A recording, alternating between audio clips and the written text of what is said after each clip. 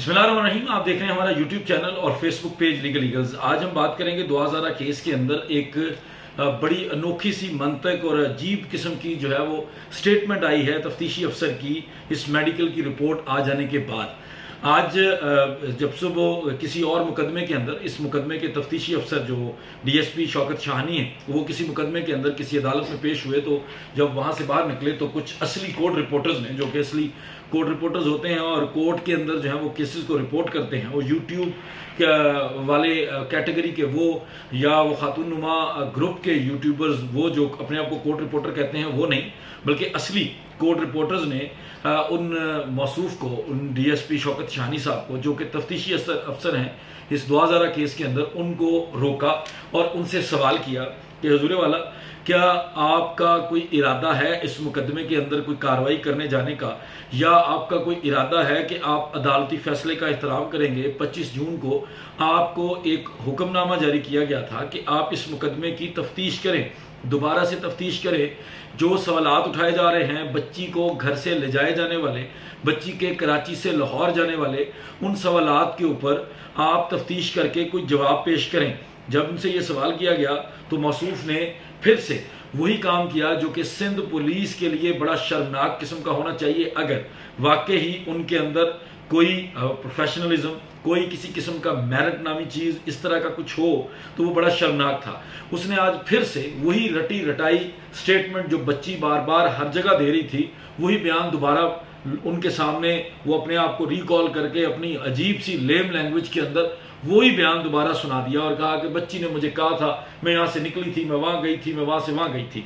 हालांकि ये शख्स जानता है कि इसके सामने ज़हीर इकबाल जुर्म कर चुका है।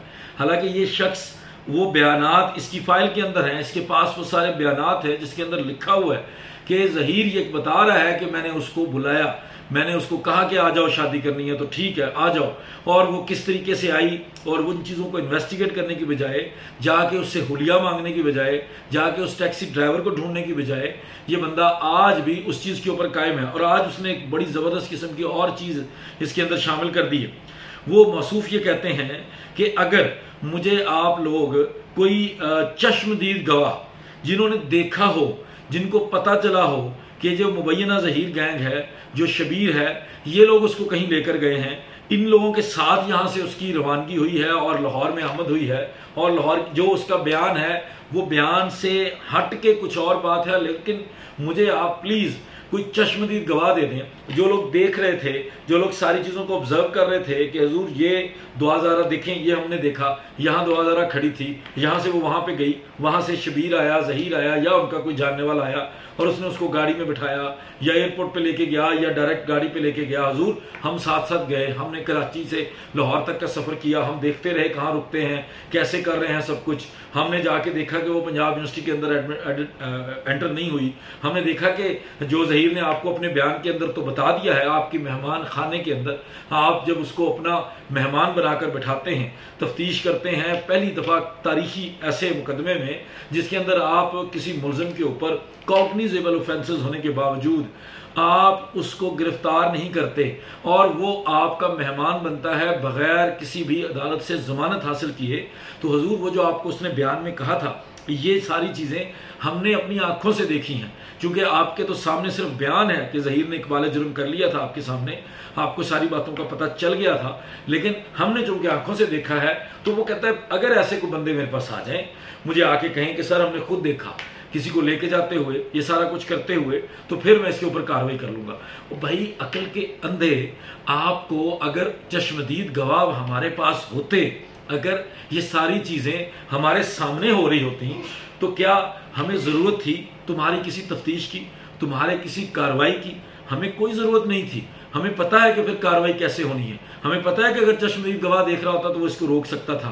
ताकि आपकी जरूरत महसूस नहीं होनी थी। मौसूफ आप जो तनख्वाह ले रहे हैं, आपका काम तफ्तीश करना है, आपका काम कुछ लोगों को, लाहौर से आने वालों को मेहमान नवाजी के अलावा भी आपका कोई काम है, लोगों के साथ सेल्फीज लेने में, लोगों के साथ खूबसूरत पोज में खड़े होकर तस्वीरें बनाने के अलावा भी आपका कोई काम है। वो तस्वीरें कुछ नाम नेहाद यूट्यूबर्स को देकर उनको वायरल करवाने, वालिदैन को ठेस पहुंचाने, उनके एतमाद को इस निज़ाम अदल के ऊपर, इस इदारों के ऊपर, इस कानून के निज़ाम के ऊपर जो उनका एतमाद है उसको ठेस पहुंचाने के लिए जो आपने काफ़ी हरकतें की हैं, उनकी हमें ज़रूरत ही महसूस ना होती है। हुजूर, आपका काम ये भी है कि आपको तफ्तीश करनी चाहिए थी। बच्ची ने आपको बयान दे दिया, ज़हीर ने आपके सामने बयान दे दिया, आपने इनको क्यों तफ्तीश नहीं किया? आपने उससे क्यों नहीं पूछा कि जब वो माइनर थी, उस एज में तुम मेजर थे और तुम उसको बहला रहे थे, तो तुम इस जुर्म के अंदर आते हो, आपने क्यों उसको सलाखों के पीछे नहीं रखा? और आज आप ये कह रहे हैं कि मुझे क्योंकि चश्मदीद गवाह नहीं मिला इसलिए मैं नहीं करूंगा। आपके इस तरह की चीज़ों की वजह से इस मामले को सुप्रीम कोर्ट तक लेके जाया गया। सुप्रीम कोर्ट से मामला जब नीचे तक आया तो एक तारीख का सबसे बड़ा मेडिकल बोर्ड तश्कील दिया गया। उस मेडिकल बोर्ड के 10 डॉक्टर्स ने उस सारे मौक़िफ़ की तायद की जो कि वालिदैन का मौक़िफ़ था। और कानून आपके सामने है। हुजूर, आपको पीपीसी के मुताबिक काम करना है। आपकी नौकरी के अंदर आपकी चॉइस नहीं है।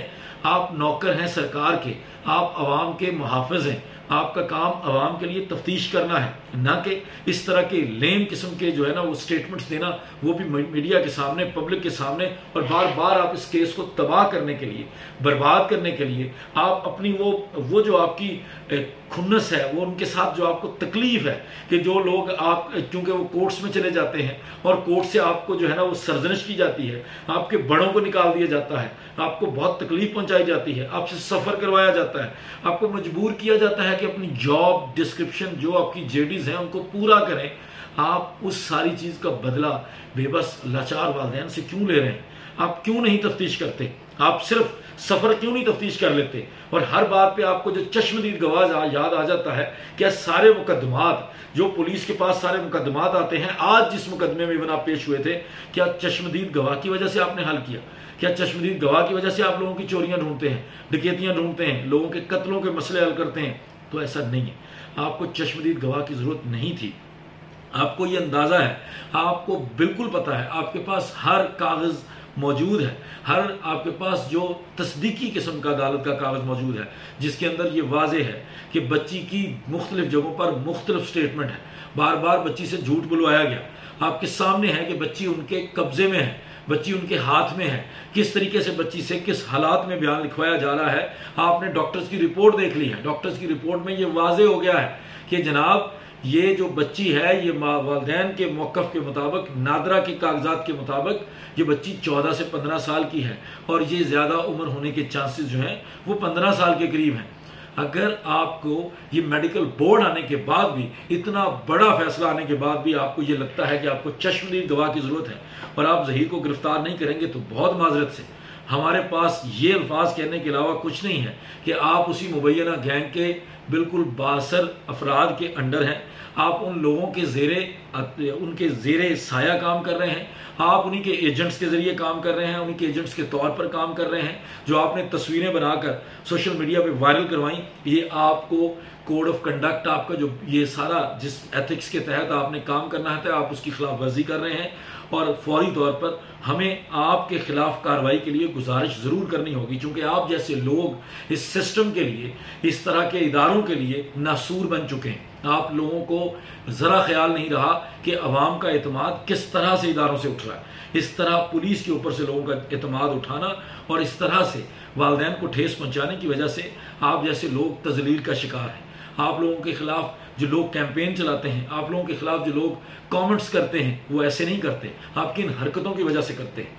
हर जगह पे डिक्लेयर हो गया है कि बच्ची माइनर है, माइनर का निकाह कैसे हो सकता है? वो कॉन्ट्रैक्ट जिसके ऊपर उम्र गलत लिखी है, निकाह नामे के ऊपर गलत लिखी है, अदालतों में गलत लिखी है, आपके मेडिकल बोर्ड के ऊपर और उम्र आई है, हर जगह पे इतनी कॉन्ट्राडिक्शंस होने के बावजूद आप कैसे ये फैसला कर सकते हैं कि ये अगवा का मुकदमा नहीं है? तो हजूर आपको करना पड़ेगा। आप नहीं करेंगे तो आप ये जहन में रखिए कि अदालतें फिर ये काम आपसे करवाना जानती हैं। और मैंने आप लोगों से ये शेयर कर दूं कि वो जिब्रान नासर की जो प्रेस टॉक थी कल की, उसको भी मैं इंशाल्लाह ताला शेयर करूंगा। और उसके जो चीदा पॉइंट्स हैं, जो ज़रूरी चीज़ें हैं जिसमें वो कार्रवाई करने जा रहे हैं, होपफुली आज कोई दरख्वास्त दे दी जाएगी, आज नहीं तो कल, चूंकि इस केस की हेयरिंग होगी, कल की हेयरिंग के अंदर जो है वो इसको ज़रूर कल या परसों की जो हेयरिंग है 7 जुलाई की, उसके अंदर ज़रूर इन चीज़ों को एजिटेट किया जाएगा, इन लोगों के खिलाफ कार्रवाई का कहा जाएगा और सिंध पुलिस के इस अफसर को चेंज किए बगैर इस मुकदमे में आगे नहीं जाया जा सकता। इसलिए आज या कल के अंदर आपको एक नई दरखास्त का पता चल जाएगा कि तफ्तीशी अफसर को तब्दील करने के लिए फिर से दरखास्त दे दी गई है। चूंकि अदालत का जो पिछला फैसला था वो खारिज करने का नहीं था, उसके अंदर सिर्फ ये चीज़ें ऑब्जर्वेशंस दी गई थी कि चूंकि मेडिकल बोर्ड अभी पेंडिंग है, मेडिकल बोर्ड का फैसला लेने दें। क्या पता शाहानी के हिसाब से उम्र हो, क्या पता शाहानी के मुताबिक जो शाहानी ने जिन चीज़ों को सही तस्वर किया है वही उम्र आ जाए। अगर वही उम्र आ जाएगी तो ठीक है, तो फिर तो शाहानी को तब्दील नहीं किया जाना चाहिए, वो सच्चा है। लेकिन अगर उम्र गलत आती है और शाहानी जानबूझकर अभी भी उसके ऊपर कायम है, जो कि आज के दिन तक, ये कुछ देर कबल मैंने आपके लिए वो जो एक शॉर्ट सा क्लिप जो है वो अपलोड किया है दोस्तों की वसातत से, उसके अंदर फिर उसने पब्लिकली ये चीज़ों का इजहार किया है कि वो इसको अगवा का मुकदमा नहीं मानता, ना वो ताज़ीरात पाकिस्तान मानता है, ना पाकिस्तान की अदालतों को मानता है, ना किसी किस्म के मेडिकल बोर्ड को मानता है, ना कोई कानून उसका कुछ नहीं बिगाड़ सकता, क्योंकि वो कानून से ऊपर है, अदालतों से ऊपर है। तो ये उसने अपने बयान के अंदर कहने की कोशिश की है। उम्मीद है कि जैसे ही तफ्तीशी अफसर को तब्दील करने की दरखास्त आएगी, इस दफ़ा अदालत जो है इसको फ़ौरन तब्दील करेगी और मज़ीद इसके मुतल्लिक कुछ अपडेट्स हैं, कुछ सही कोर्ट रिपोर्टर्स के साथ भी, जो असल कोर्ट रिपोर्टर्स होते हैं उनके साथ भी हम कुछ वीडियोज़ करेंगे आज के दिन में। तब तक मुझे इजाज़त दें, बहुत शुक्रिया, अस्सलाम वालेकुम।